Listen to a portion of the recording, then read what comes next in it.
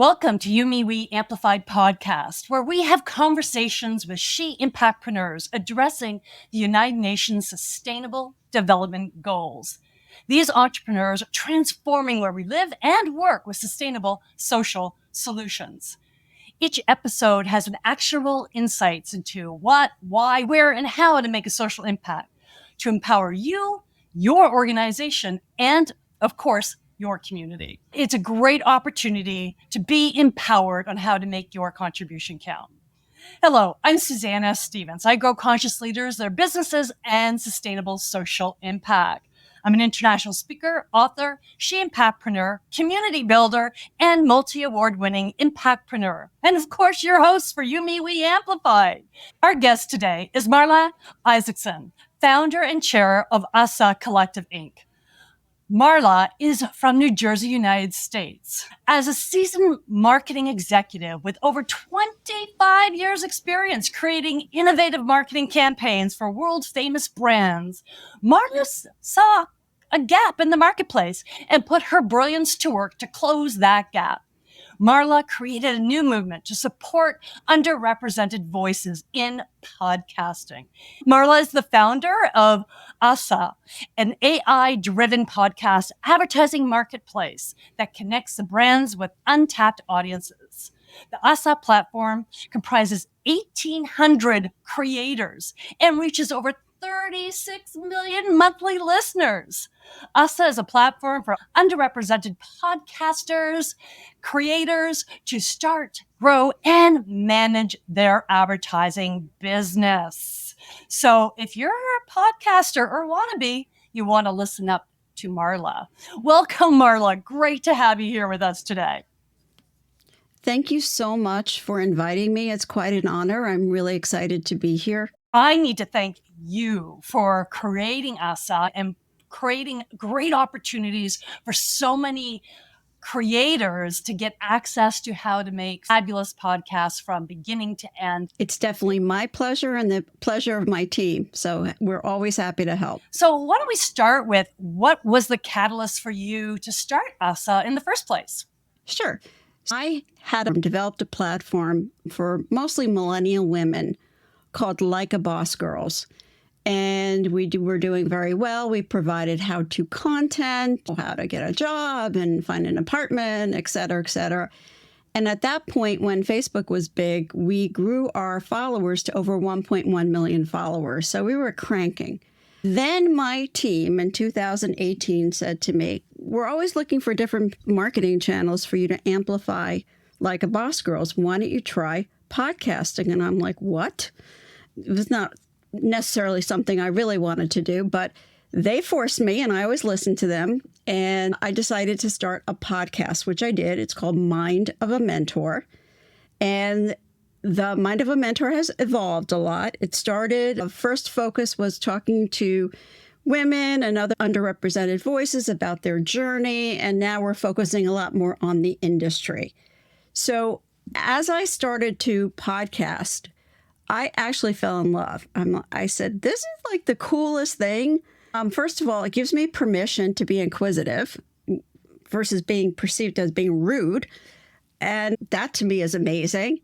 And I just thought that it was just such a unique platform, just the power of the voice in terms of how it can impact society. So we did our research.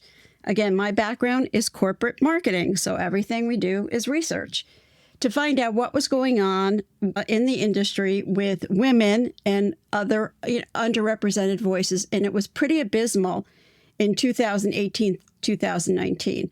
I believe the number was under 22% of all podcast hosts were women or non-binary hosts, which I thought was horrible.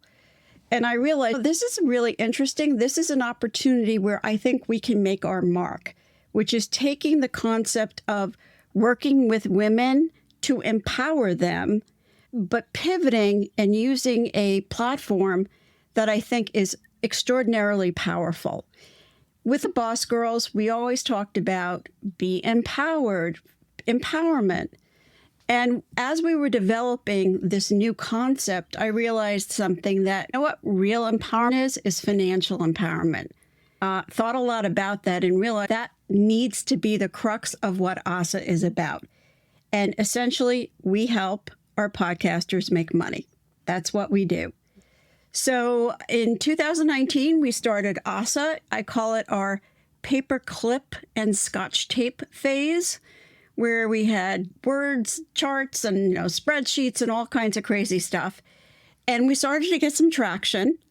And I realized we have something here. This is really interesting. And we decided to continue on, build our technology, etc. So that's how I got involved with podcasting and how we started OSSA. I really wanted to make a difference. And that's what we're doing. And that's why you're on the show. Thank you. I appreciate that. And that you said something of many things that are very interesting, but the one I want to pluck out there is money for empowerment. And it has proven to be the number one way to empower people. Exactly. And often people end up giving. And I'm a big advocate of contributing, which encompasses more empowering people to be self-sustainable.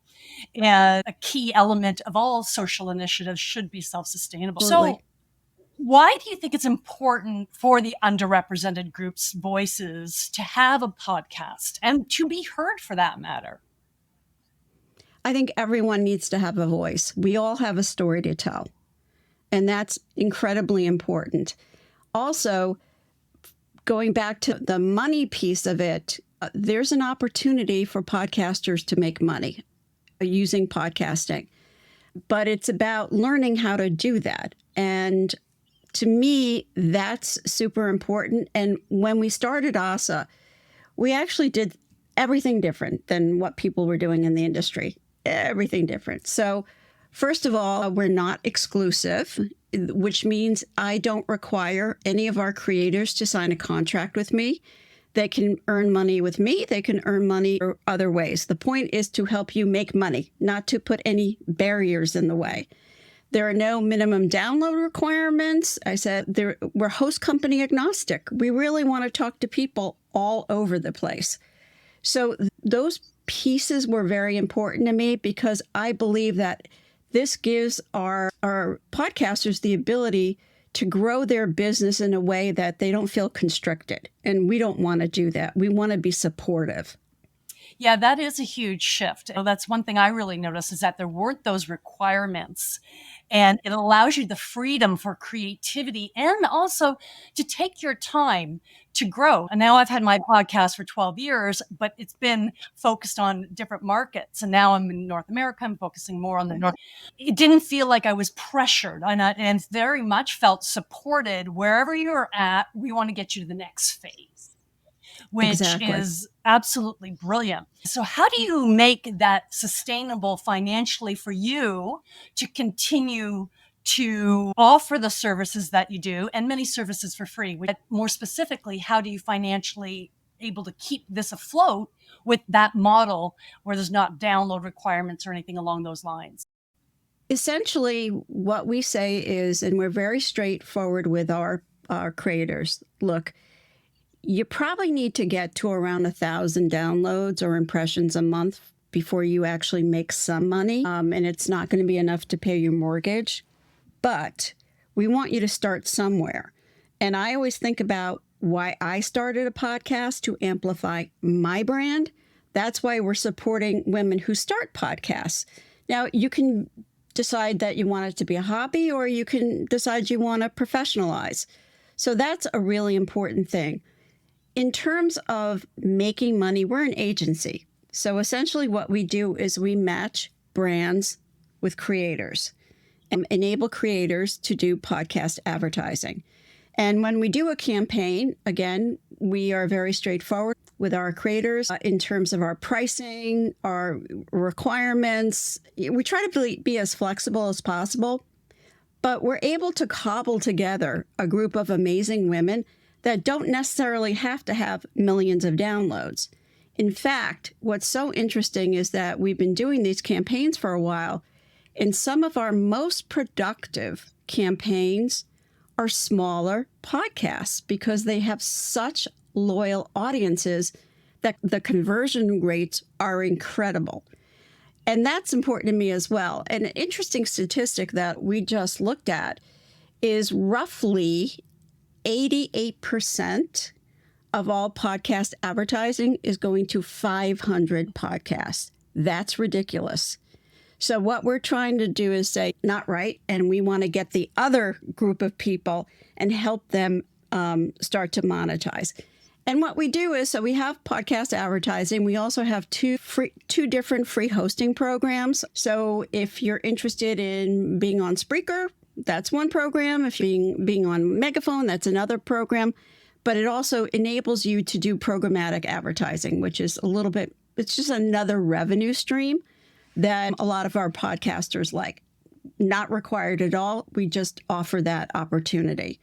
So between advertising as well as programmatic, that's how we make money. So for the benefit of, I'm on Spreaker, by the way, so of the opportunity that was provided, but programmatic, just explain that so the audience understands exactly what that was, because I didn't. So I'm going to keep it super simple. Oftentimes when you're listening to a podcast, you hear an ad that's pre-recorded, and it could be General Motors. It tends to be some of the bigger advertisers where they want to make sure that their message is delivered in a very specific way. So that file is given to the creators to insert in their podcast. So that's one piece of it. The other piece of it is that it gets very technical. So with programmatic, it can be dynamically inserted, which means that you'll hear an ad, but once the podcaster gets to a certain number of impressions, that ad goes away, giving the podcaster a lot more flexibility. So it's another technical way of giving podcasters the way to do advertising and essentially to connect with some of the bigger brands who they may not be able to connect with on their own. So let's dive into that a little further with hurdles, particularly the underrepresented groups that you provide for. What sort of hurdles do women in other underrepresented groups have to establishing a podcast and establishing the audience? So probably there's three pieces: establishing the podcast, establishing the audience, and then getting brands to follow them. And I think you may have just answered that question. I think about when I started, one of the couple of areas that I did some research on and realized that the reason why that number of the 22% was not larger, because let's say women, underrepresented voices may, and this is not being sexist, may have had a fear of technology. Men were way ahead in terms of a lot of the podcasts were sports podcasts. I think that was a key barrier is technology, it's scary, or where do I start? And where do I find information? And what do you mean I can make money? And let's face it, we all have many other responsibilities. So if you don't go in podcasting with some, what I call a recipe, then it becomes very, very challenging to manage the podcast as well as the rest of your life. So I think that's been a big issue. That was an issue, which was, I don't know how to do it. Where do I find help? How do I find help? How do I make money? So those are the kinds of issues that we were trying to address when we started us. That's interesting that you say that. I think of all the podcasts my husband listened to for sports. Yes. And now he's watching it on TV, but it's a podcast. Right. So, and again, I've read research. Men weren't quite as scared, I'll use that word, of technology. So they glummed on podcasting. So again, it's my perspective is let's move it, ladies and other underrepresented voices. Let's grab our fair share. And that's a core part of our mission. Now, do you have any strategies that you can share that make a successful podcast from your perspective? Yeah, I think there are a couple of things. One is to be consistent. This is a biggie, which is decide how often you want to broadcast and publish and don't deviate. That's important for a couple of reasons. First of all, let's say that you're building a podcast and you want to advertise. If you're not consistent, then a brand is not going to want to work with you because they want to make sure that their message gets out consistently. That's a big piece of it. The other thing is from an audience perspective, they're going to get confused. Like, when am I supposed to hear the next episode? And when you're building an audience, it's good. And they're expecting to hear from you. They've decided to engage with you, connect with you. So it's about building that loyalty. Now, that leads me to the whole concept of the relationship that a podcaster or creator needs to build with her audience. That's so important. And that's a key benefit of podcast advertising or podcasting as a whole. Remember, we all have choices. There are probably 5 million plus podcasts out there. But when you select a podcast, you like the host, you trust the host. And that's an important relationship that is developed between a host and an audience. So making that's super important. And then building on that by build a sense of community. And there are a lot of marketing tactics that you can use in terms of community building. Why is that important? Field of Dreams. You actually have to build it. And if you have to move things forward because they're not going to just show up. So leveraging your community to get very engaged, to tell other people about it. That's word of mouth is huge. That's one of the key drivers of growing your podcast. You got to be out there and making sure that you are connecting with people who can advocate for you and recommend you to other sources. To me, that's really critical. Yeah. Is there any other strategies that you would recommend to grow your audience? I think to start with, one of the key things that you need to do is really understand who you want to reach. You really need to understand your audience. So you need to think about, who am I talking to? Who do I want to connect with? And what message do I want to communicate? And you want to be super, super consistent about that. Understanding the needs of your listeners, you get a good handle on where they are. So, for example, if they're in bi-coastal Chicago and they're interested in engaging with you a lot, maybe you do some live events. Again, it depends on the needs of your audience and how they're engaging with you. I think that's very important.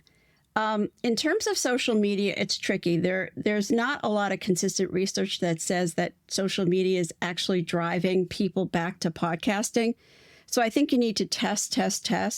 But probably the most important thing to do, again, going back to the community, is get emails and be consistent about communicating to your community with newsletters. It's a really good way to create that relationship and grow your audience because they're listening to you. They want to hear from you. So to me, that's golden. And people should not forget about email addresses. And you have to be respectful in terms of how you communicate with people. So you always want to make sure that you're offering value. But to me, that's a key way to continue to grow your audience because, again, they're going to really want to engage with you. They tell their friends. The other thing to do in terms of growing your audience, which I think is super important, is a key way to grow to your audience is to be a guest on other similar podcasts. And that's a fact. So get out there, network, find other podcasts with similar niches, and do a swap. We have a program called Pod Swap. I go on your podcast, you can come on my podcast. I do an ad supporting your podcast, you do an ad supporting my podcast. So that's got to be part of your strategy. Really great advice. And I love the fact that you mentioned about grabbing those emails, because as we all know, when we post on social, we don't own that. So grabbing those emails to make sure that you can maintain contact with people and find out who they want to hear from too, right? It can be very powerful. Let's hit the pause button for these messages. And we are back. Let's delve in. Being a marketer, do you measure what is called social return on investment? So particularly with your beneficiary being the underrepresented, do you measure that impact, and how, if you do measure it? So I think just a key factor and I guess it's a measurement, is the number of underrepresented voices we can put in podcast ads. To me, it's about helping people make money. We try to brands that will actually want to reach these, and what we to people is, and to brands is, remember, 85% of all U.S. household consumer purchases are made by women. Let's get real here. So we try to connect the brand with women and other underrepresented voices. So I think that's pretty important in terms of what we do. And our objective always is to create as diverse as possible slate of creators in any ad campaign that we do. And to me, it's about making money. Are our podcasters making money? So how many podcasters are we able to put in deals? How much money are they making? It's a financial empowerment issue. When we talk about that, I want to make sure that our slate of creators are really becoming successful. So it's a financial success. And then we also do some programming, like not so measured. We try to touch on some of the key areas that we know of could be confusing or of concern to people. We did Amplify, and you were a member of that. So it's about programming to reach out and bring our creators into our fold so we can talk to them, understand what their needs are, and then create programming around that. So I guess technically, financially, measurement is, did you make money? Did you not make money? Are you making money consistently? How much did you make this year versus last year? What percentage of our diverse slate is actually getting these deals? How can we do better with that slate? But I would be remiss if I didn't ask, is there any other way that, I know empowering women has been something that you've done throughout your life. Is there any other way that you build a social initiative into your business beyond what we've been discussing?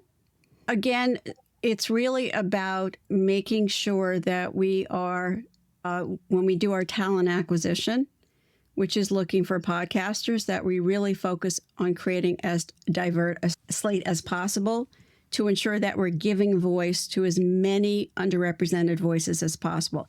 This is the most important thing that we do, and I think the way we make the most impact, which is bringing OSSA to voices that may not have had a home. Why is this social initiative so important now, right now? I think that we're still in a situation where there are voices that are not being heard for many different reasons. There's economic reasons, and I'm thinking about podcasting globally. People may not have the technology, the knowledge, whatnot. So I think now more than ever, with so many issues that we're all confronting, climate change and a whole host of various issues, this is where we really want to get voices talking about these issues, because to me, it raises awareness of the issue that we have, and it's a way to actually create suggestions for improvement. So you want to get a whole lot of voices bubbling up to get to amplify the issues, right? It's interesting that you're saying that. This weekend in Canada, we have a day for our Indigenous peoples, which just started a couple of years ago. And I listened pretty much to the radio all day. And they were really talking about land and how they use the land and climate change and how it's impacted. It was such a different perspective that we just don't get an opportunity to hear from. And it was just fabulous. So I couldn't agree with you more that we need those voices heard, but we also need people who want to listen to those voices. Right. So that's where audience growth is important, which is each creator needs to find their people. And there are a lot of ways of doing that, but you got to find people with common interests and common concerns and start the dialogue going. But also it's about inviting your listeners to communicate with you. So rather than being a monologue, it becomes a dialogue between you and your listeners and your listeners and you. So what impact do you think your social initiatives has on your business sustainability and its growth? Our focus is on underrepresented voices, and there's so many of them. Getting more and more of these voices heard is incredibly important. That's our focus. And that's one piece of it. And enabling them to make money and have financial independence is critical to me. That's what it's all about.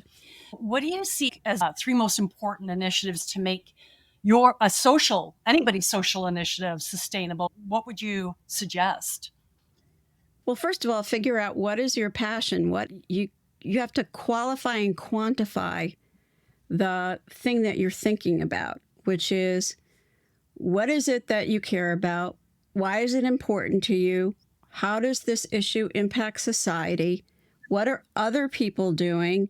So competitive research. And what can you do to actually get in there and help accelerate the change?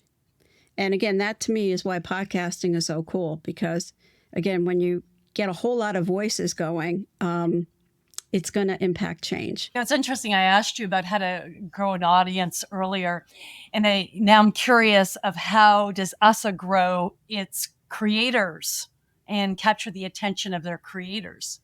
So, yeah, we're busy bees. So a couple of things. Number one, we have a talent acquisition team, and they go out there, do their research, and look for creators that have similar values and interests. And we connect with them and tell them about OSSA, and also why we make it so flexible to join OSSA, because we really want to make sure that these people are joining. So making it flexible, going out, that's one piece of it. Number two, we go to all the podcast conferences. We've been exhibiting. That's a huge piece of it. We meet a ton of great creators at these conferences. So if anyone's listening who's a creator and wants to really grow their business, go to a podcast conference, because not only can you network and meet cool people, but you're going to learn a lot. There's a lot of great information that's communicated. The other thing that we do is we have a lot of partners. So I didn't even talk about the technology that we created very, very quickly. To get out of the paperclip phase, we create a campaign management product technology. I decided to go all in and build the technology and make it so that we actually execute campaigns in a flawless way, very efficiently.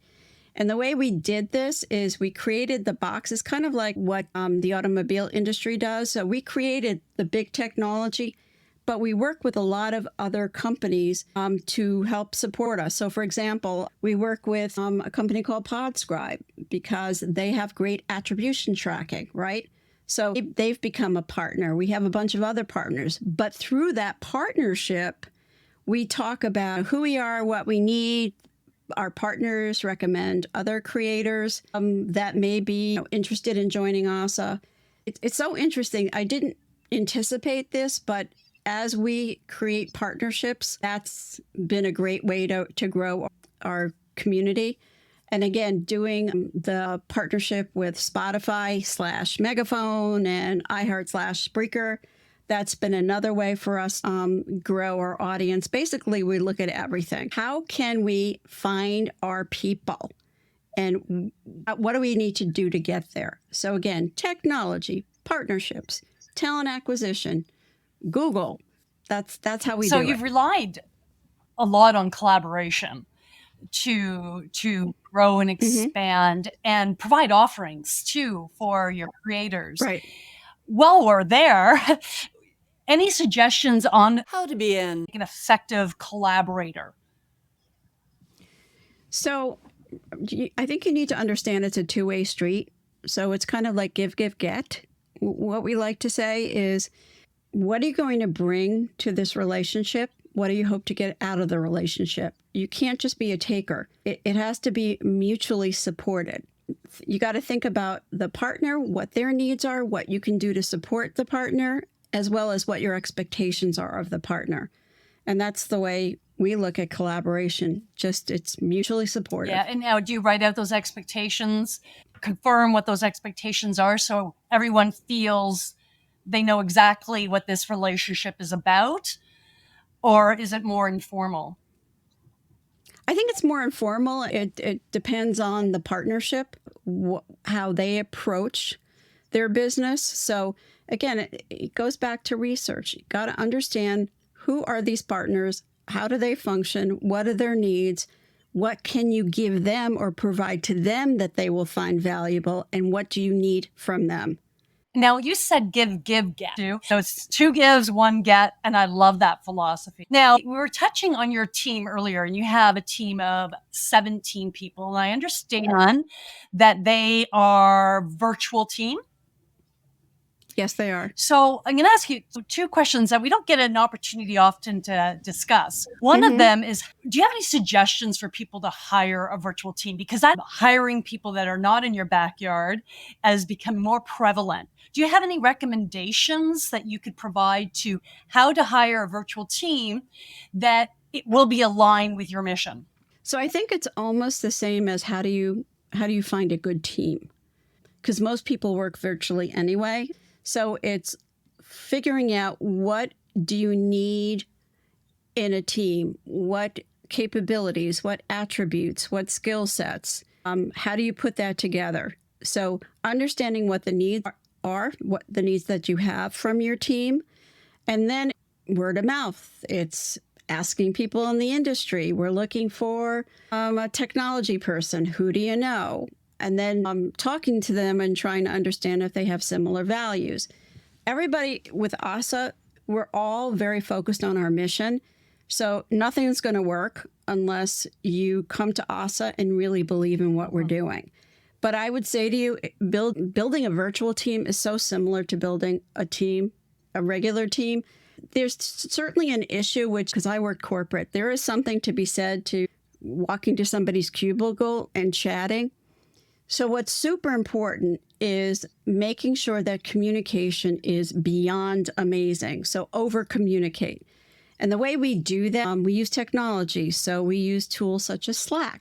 Slack is a great tool. We're enabled to have conversations with each other, even though people are not around. So we get information out, we get information in. There's that piece.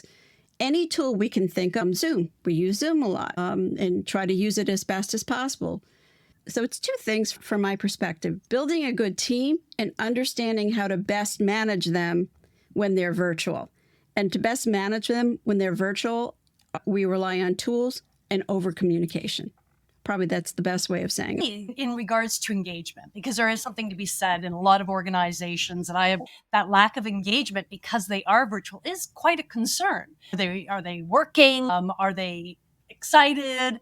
Do you have anything besides communication and utilizing tools to engage your team in unique ways? Sure. So we do a couple of things. One is definitely working with the tool, which is we require people to do their daily stand-ups, which is everybody reports what's going on, what are you doing today, any issues, how can we help you? So that's done every single day. That's number 1. Number 2, we have sales meetings once a week with the entire sales team. We have, I would say, operations team meetings, the other part of our group. When we talk about initiatives such as Amplify, for example, making sure that everyone's on the same page. We use project management tools when we're actually having the meetings, such as Asana, to make sure that we're tracking people's progress, everybody understand what steps they need to do. That's definitely an important component as well.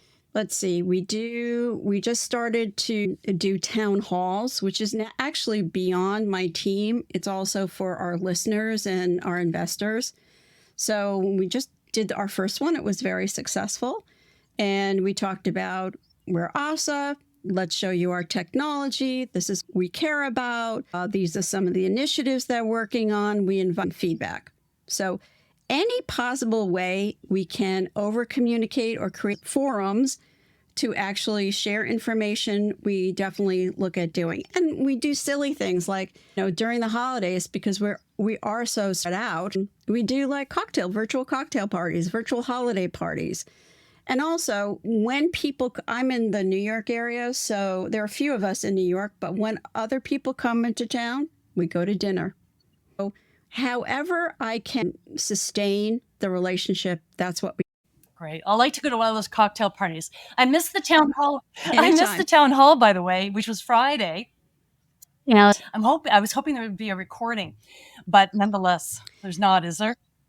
Yeah, no, I think what we want to do is get out there fresh every Okay. month, give people the information, and then move on, because we changes every day. Things change. It evolves like crazy. So maybe something we talked about Friday is we're not even doing anymore. So it's more updating people to date where we are and where we want to go. So that leads to the next question before we jump into our 10 and 10 is what's next for you in regards to the social initiative? A couple of things. First off, it's continuing to grow our creator pool and making sure that we are connecting with and identifying creators that share our value and our mission so that we actually can help them elevate their voices. It's the development of our technology, which I think is incredibly important. And why is that important? Not only does it help us create better, more efficient campaigns, but we're also going to be offering the technology as a SaaS product for other networks and other agencies in the industry. Why is that important? Everybody else is going to be more efficient as well, and we'll be able to serve the constituencies much more efficiently. So it's two things, really, leveraging technology and just the outreach that we're doing. Sounds very exciting. Okay. Yep. We're going to dive into 10 in 10. So it's 10 quick questions. Okay. What is one thing you wish you knew prior to engaging down this path? So a couple of things. To be even more flexible than I anticipated, because change is the reality. And although that's great, it still can be a little unnerving when you realize how much change you need to do, how you need to evolve. I also think the power of networking. I'm a little bit more of a behind the scenes kind of person, but I realized I have to so totally be out there connecting with people in the industry. That's a real big thing. And also, even though I did this in my corporate life, it's sustaining a team culture and being even more clear about our mission and hammering it as consistently as possible. That's important as well. Thank you. What is the worst piece of advice you've ever received? Follow your passion and you'll be successful. Okay, that's only part of it. In order to be successful, you actually have to do the work. It's great that we all are interested in things and are passionate about things, but it actually requires you to do stuff to actually make these things happen. So can't do one without the other. What's the best piece of advice you've ever received? So an executive at one of the big companies I worked for said, Marla, high risk, high reward. Low risk, lower reward. Now, that helps me frame everything I do, which is ask myself questions. Do I want to put myself out? Well, if I really want to get that big thing, I do. I have to do it. It's going to be more of a risk. So to me, that framework has been so helpful. Good advice. What is one piece of advice you would give to an entrepreneur who wants to have a social impact? Be super clear about your motivation and your intention. You have to have laser-like focus on understanding what you want to do and what you hope to achieve, because I don't think you're going to get there if you're fuzzy about it. So it does start with having a passion, a commitment, a desire that's burning, and then you'll figure out how to get there. But if you don't have that passion, it's really hard to impact and do great things in the universe if you're just not sure what floats your boat. So I think that's super important. Yeah, because when you get hit hard, it's hard to stand back up. Exactly. What is one recommendation you would suggest to promote a culture within your organization, in someone's organization, of contribution? So I think it's a couple of things. It has a lot to do with the relationships with the team, which is definitely celebrating diversity, encouraging an inclusive environment, making sure that you're giving your team members the opportunity to give input and actually listen to that input and give feedback. Encouraging open and honest communication is really critical, and fostering collaboration. You can't do it by yourself. So I think that those are really important things. And if you do all that stuff, you're certainly going to help move the needle forward. Great. Thank you for that. Now, I don't know if you have children. I do. Do you have a daughter? They're adults, though. They're adults. Yeah. Okay. 10. Today, she's 10 years old. Right. What advice would you give to your 10-year-old daughter? Embrace your uniqueness. You don't want to be a cookie cutter. You have skills and attributes that are very special, and lean into it. I think that's important. Learn and explore. Don't be afraid to explore things and try things.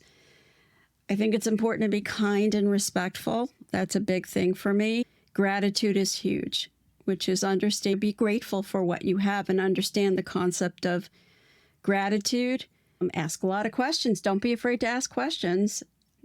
You're going to make mistakes, but you're going to learn from them. And that's important to pay attention to learning from your mistakes. And also, dream big. Now, going back to what I said earlier, you can dream big. Now, you have to know that if you're dreaming big and you want to go there, you're actually going to have a lot of work to do to get there. But dream as big as you can. If there's something you really want to do, put it out there in the universe, and then you'll figure out how to make it happen. Yeah, absolutely. Love it. That's a lot of advice. Thank God she's not 10 anymore. Yeah. She's an adult. She gives me advice. So, yeah. Right. What is one thing that you had to do that made you uncomfortable, but if you didn't do it, you wouldn't have the impact that you are having today? I know this is a common thing, but I am not a lover of being out there and doing a lot of public speaking, although once I start speaking, I'm fine. But promoting myself, I really know I'd rather focus on promoting the company. But I came to the realization that promoting myself is promoting the company. So that's a change I had. So who's the greatest female influence in your life and why? Happens to be my daughter. Okay. She's remarkable. She embraces challenge. She's inquisitive. She's an explorer. Oh my gosh, she's gone to so many countries. This is who she is. And I'm in awe of her because I think she's very courageous. I don't think she necessarily understands how courageous she is, but she is very courageous. Great. What 3 values do you live by? Most important is integrity. That is most important. Let's see. Tenacity, because you have to be tenacious or else it's never going to happen. So you have to keep on looking forward. And I think compassion. And that to me is important because whenever I think about things, I think about it from an emotional perspective and a more rational, tactical perspective. You can't have one without the other. And if you're dealing with people, you need to understand their motivations and you need to be compassionate when you're dealing with people. So I think that's super important. Compassion's such a big thing for me. I appreciate everything you've just said there. So because you are amplifying the voices of the underrepresented, this question could be difficult, but it's a very important question. So besides yours, which beneficiary do you think needs the most investment of time, research, and money? So I think that there are certain groups within podcasting that have started to grow nicely. So the BIPOC community, the Hispanic community, and we do a lot of work supporting these communities. I think that there is not enough activity supporting Asian communities, and I think that's an opportunity because, look, we all have something to say. And for some reason, I'm not seeing the engagement from that community that I would like to see. So whatever we can do to help make a difference, we'd like to do that. How about outside the podcast world? Communication. We're just yelling at each other and really taking a step back and really listening to what other people have to say and not consider people as the other. They're people. They may have different interests and needs, but what do you need to do to bridge the gap so that it's not us versus them? And I think that's incredibly important. Yeah, absolutely. Couldn't agree more. So where can people reach you or follow you, Marla? So OSSAcollective.com is our website. You can reach me at LinkedIn, which is probably a good place to reach me. It's Marla Isackson. Just look for my name. And you can email me, marla@OSSAcollective.com. Great. And we also will have that on your exclusive page with your website and connections as well. So do you have any words of wisdom for our audience regarding making a conscious contribution to society? I think you just said it. Conscious contribution, which means you need to think about what you want to do. So there's one thing to say, oh, yeah, this is important, but you actually need to give it some thought and be very serious about what you think you can do to help make a difference. So to me, that's critical. Oh, thank you, Marla. And thanks, because I coined conscious contribution, so I appreciate that. Oh, I think that's great. I'm going to start using it, but I'll definitely reference you. I love conscious contribution. So, because to me, that's what it is. Conscious contribution. You can't have one without the other. And that story of how I came up with that's in my book. So I appreciate you saying that, how that journey of doing that. So thank you so much, Marla, for sharing your insight, inspiration, social impact with us today. It was very inspiring. And to discover more podcasts with She Impactpreneurs, transforming where we live and work with sustainable social solutions, visit podcast at youmewe.ca. As I mentioned, each guest has their own page, so you can watch their video, you can listen to their podcast, but you also can listen to their podcast on Spreaker or your favorite platform. And it also is transcribed, so you'll get it all. We'd like to share the love. So please share and review and subscribe. Until next time, I'm Suzanne F. Stevens, and I hopefully empowered you to make your contribution count for you, me, we.